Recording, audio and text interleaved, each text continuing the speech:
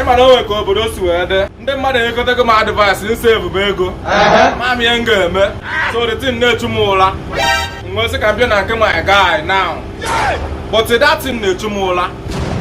everybody na-enye m advice save money lụọ save na-esave ego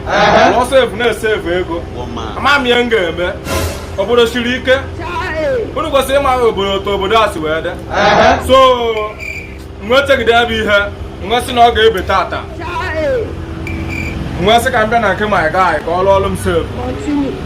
ka dị kamera kọm ka m gosi unu save alụ ọrụ m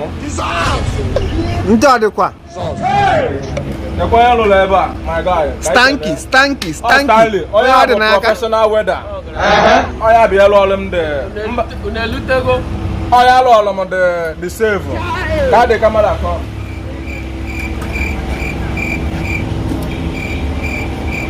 unu n'anya unu ga-afụ na aka Chineke dị n'ebe m nọ kịta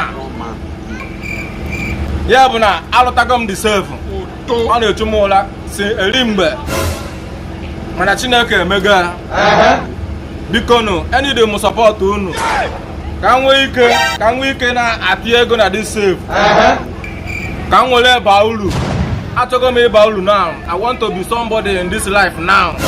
I don't change. Kita ka ịmata onwe gị. Thank you. So this is the save. A na-enye m advice ka m lụọ.